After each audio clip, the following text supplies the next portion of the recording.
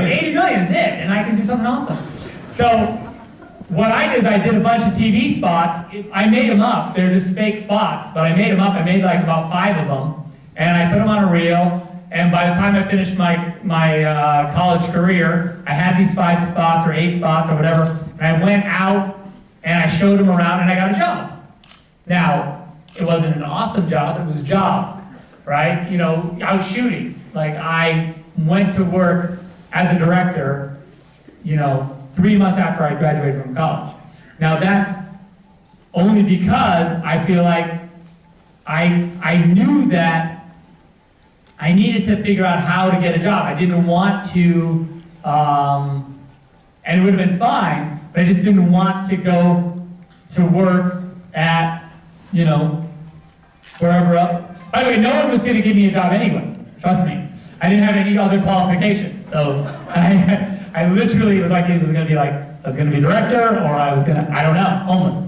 You know, so there were those 2 options, and homeless doesn't pay at all. So there was this. So I guess my point is that the work we did in school, we were passionate about. We felt 100% like it was cutting edge and cool, and with no boundaries. We didn't care who saw it or who didn't, but we thought it was cool. And it was weirdly restrained by this TV commercial format.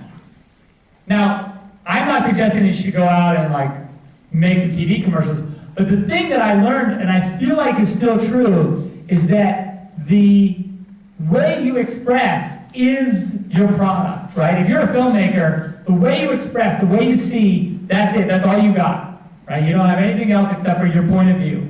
And if you can go shoot that, and the nice thing now is you can go buy a D5, or you can borrow your buddies, like Canon D5, and you can get like a Nagra, or you know, the digital ones now, and you can, it costs not a lot of money to go shoot a movie. You can edit it on your Mac, and it's just as good as anything I was doing as far as quality, you know, freaking 20 years ago. So what I would say is just go make a freaking movie. You know, anyone can, like, you can do it. You can go make a movie now. It's possible. Where when I was in college, it was like to go make a movie was a huge, ridiculous deal. You had to kill people and steal their shit to go make a movie.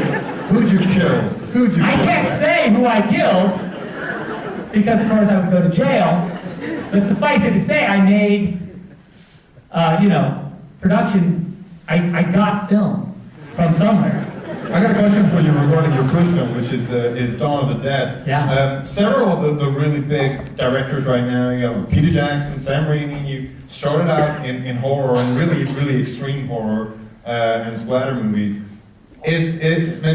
What is the luring thing there? Is it a way to be able to do all those crazy things when you're a young filmmaker? No boundaries? Yeah, you know, my aesthetic, my basic aesthetic is really pretty rude. You know, like if I could just do whatever I wanted, it's basically like you want, like, you know, you want to show someone's legs getting like chainsawed off. Like you do.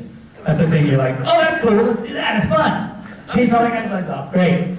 So that's like the best thing you can hope for, is to be in a situation where you're making a movie where you get to chainsaw someone's legs off. And so I guess my point is that, and I think any director would say that that's true. So in a zombie movie, of course, that's like a prerequisite, right? That's like day one, saw the guy's legs off. And I guess, I think that, you know, like you look at Raimi's stuff, and Raimi basically, like, he's the king of that, right? Like and he knows just tonally, it's like exactly the right tone where it's like the best time you can have is sawing someone's legs off. And I think that's the trick, where it's not, if you're sawing someone's legs off for real, that's, yeah, no, you don't want to do that. But if you're doing it and it's a good time, then it's awesome. We got a question in the middle right here. Which is your favorite scene from the movie? From this movie tonight? Yeah. I gotta say, I guess in a lot of ways, and I know it's gonna seem weirdly obvious, but I think the samurai sequence is my favorite sequence in the movie because, well, one is giant samurai. That makes... With a minigun as well. With a minigun. That was a little, like, yeah, special, like, yeah, I was like, you know, maybe a minigun would be. And so, you know, it's the kind of thing like, you know, you always say like, oh, I want to do a fight scene with some samurai. And I think when we originally talked about it, we were going to just dress some guys up like samurai, right? You know, they would just be fighting like normal samurai. And then I was like, you know, it'd be cool. What if they were like 10 feet tall?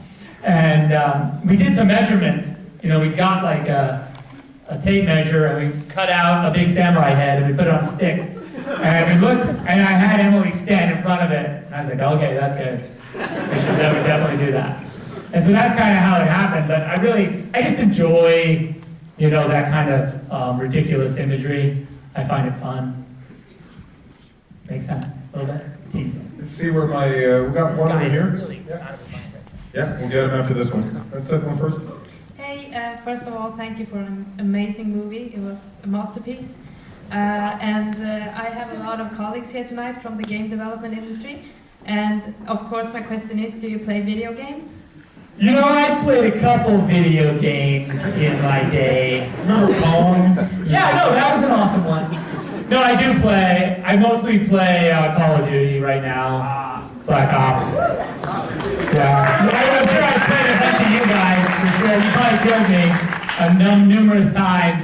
If you see my gamer tag is Guy Barolo. I'm the only one with a wine name for a gamer tag. It's pretty lame. My son went like, I go, Eli. We were like getting ready to go online, and I said, I have to like change my gamer tag because I just took the gamer tag that the game gave me. And I go, I'm going to change my gamer tag to Guy Barolo, which is my favorite wine. It's a very expensive wine.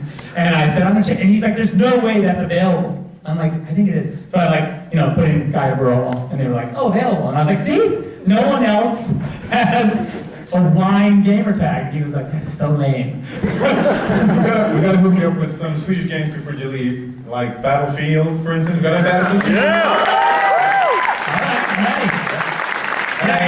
Get me off the drug of Call of Duty, please, somebody. We're wrapping things up. We got a guy who's been waving his hand off right here. That's going to be the final question. No, that guy's been waving his hand off back there with the glasses. The guy with the glasses right over there. And this guy also with the iPhone. Okay, we're going to take those two, and that's it. And then I'm going to carry off. All right, please.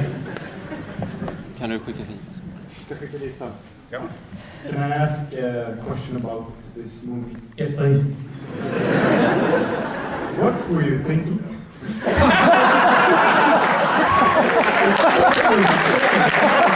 That is awesome.